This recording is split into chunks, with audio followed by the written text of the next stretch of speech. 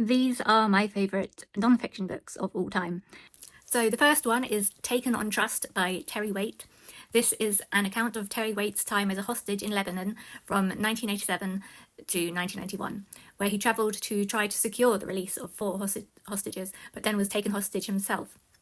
He has to deal with isolation and constant potential danger.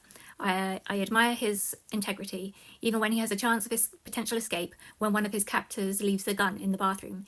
He doesn't take that chance because he's not willing to hurt or kill that captor. That really made me think and take pause. Terry Waite also puts a lot of importance on books, and he kept asking his captors for books, and that helped keep him sane reading. And I also find that audiobooks help keep me sane. The next book is I Know Why the Caged Bird Sings by Maya Angelou. This is the first book of Maya Angelou's autobiographies. The poem of the same name as the title of this book is my favourite poem of all time, which I've loved since I was 10 years old.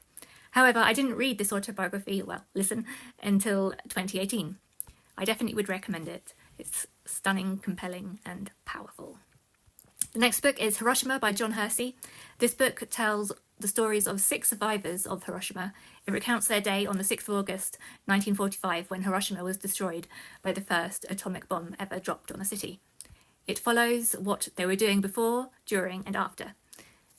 You have to keep reminding yourself that this isn't fiction, because as you experience that day along with them, it doesn't feel real.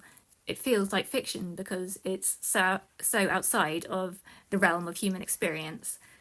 This is another important book, especially because I listened to it in the year that the film Oppenheimer was released, a film in which no experience of any Japanese person was included. The next book is Night by Elie Wiesel. This is such an important and compelling book. It's an autobiographical account of the author's own experiences in Nazi Germany's death camps. This is a must. A House in the Sky by Amanda Lindhout. Amanda tells about her kidnapping in Somalia and time as a hostage. It's well written and fascinating. This seems a strange thing to say, but I really love reading memoirs of hostages. Due to my unusual and extreme situation, I can often strongly identify with their stories, and I experience some of the same things. When Amanda went through terrible things, she went to a house in the sky in her mind. The human mind is amazing and reacts in ways to help you survive horrific situations. I do something similar in my mind. Letters from Brenda by Emma Kennedy. This is a stunningly written memoir. I had never heard of Emma Kennedy before, but this book is absolutely fascinating about her life and her mother's life, inextricably intertwined. Her mother's issues are complex, but she's a mesmerising character. This book deftly, sensitively, and also very amusingly brings together the complicated picture of her mother.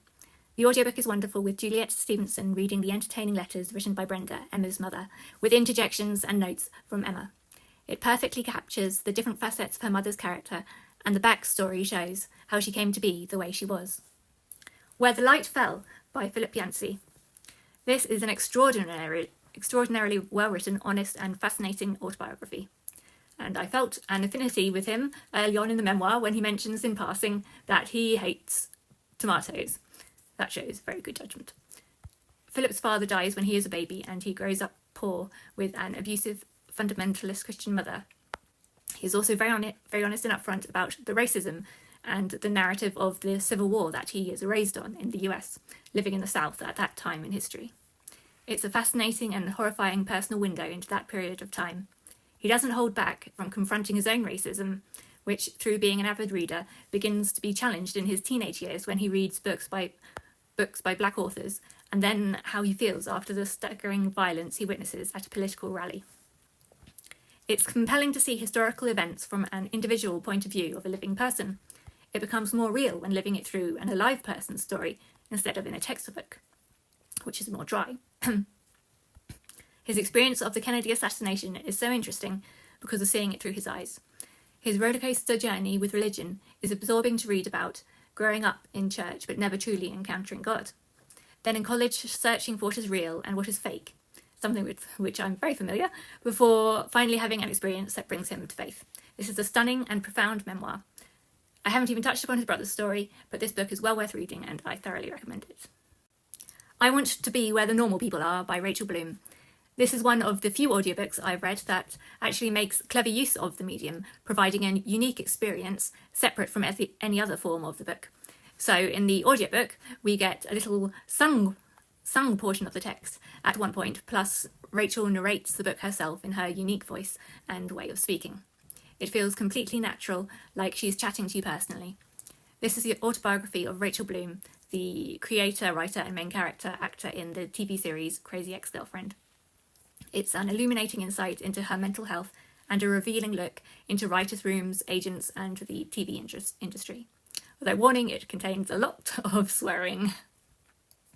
Steps Out of Time by Catherine B. Soper.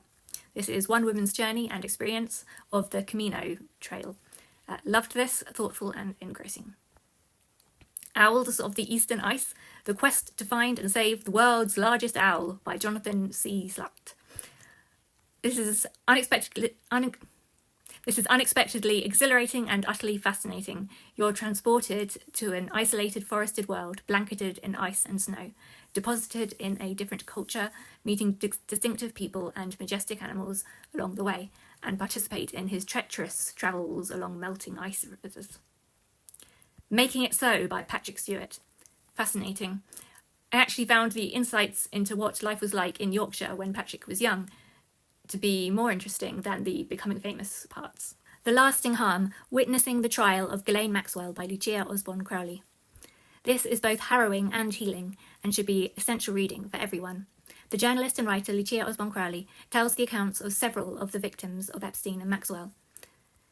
At the end, the book widens to detail the beginnings of how the law and trials need to change in order for the courts to start issuing a modicum of justice for survivors of all sorts of abuse and how not to keep re-traumatising them. This is The Accidental Soldier by Owain Mulligan.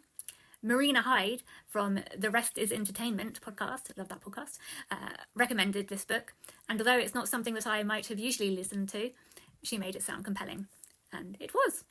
It's an honest account of the author's time in Iraq in 2006.